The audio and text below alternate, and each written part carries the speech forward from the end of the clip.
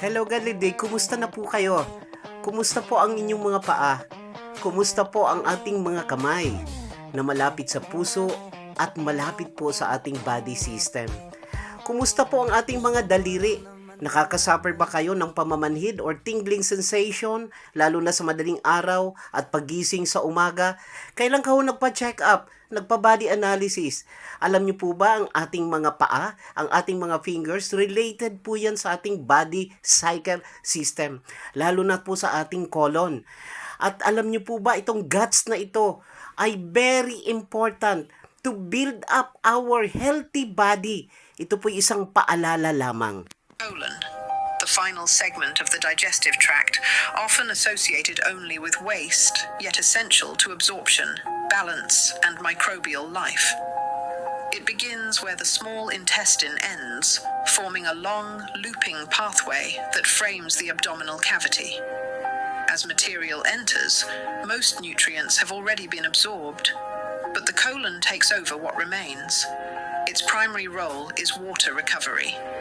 Fluid is drawn back into the body, thickening the contents from liquid into formed stool, while electrolytes are carefully balanced. But the colon does more than absorb.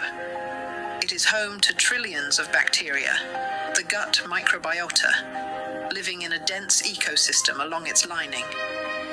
These microbes break down undigested material, ferment fibers, and produce compounds that can influence metabolism, immunity, and gut health. As this process continues, movement begins. Wave-like contractions called peristalsis push material forward, slowly guiding it toward elimination. And during this time, the colon monitors, absorbs, and interacts, constantly adjusting based on hydration, diet, and internal signals. When disrupted, balance shifts. Too little absorption can lead to diarrhea. Too much can lead to constipation. And changes in microbial composition can affect how the system functions. Quiet, complex, and densely active, the colon is more than waste storage. It is a water regulator, a microbial hub, and a final processor of what the body chooses to keep. 90% of ailments is from our colon, the guts. Lahat po ng sakit natin nagsisimula sa maruming bituka. Kaya libre po ang ating analysis, ang ating the nail analysis. Pa-check nyo na. Okay ba ang mga kuko mo? Pa-check mo na. Kuko sa paa, kuko sa kamay. You know why? Ito yung mapa ng ating kalusugan. Na para na rin kayo nagpatingin ng inyong dila at ng inyong mga mata. Part of it, ang ating kuko ay pinakamalapit po sa ating bloodstream ending point na related mismo dyan sa ating mga kamay.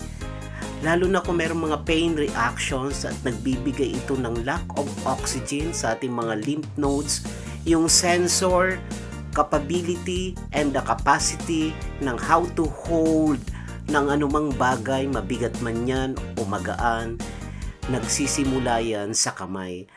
Nagsasuffer ka rin ba ng mga tingling sensation pagising sa umaga sa iyong mga fingers, including also sa inyong finger web? Pa-check mo na, libre po ito, free analysis for you.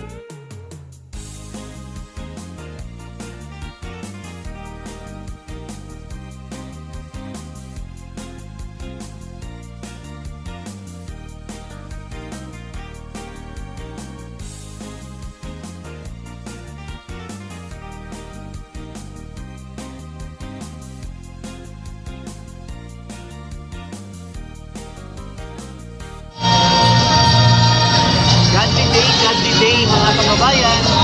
Andito po tayo ngayon sa CIA Bayanihan, CIA Bayanihan 22nd anniversary. At ito po ang proper lineup dito po sa PICC.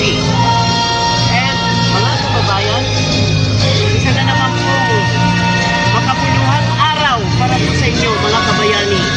Ikaw, ako, kayo, tayong lahat magbayanihan.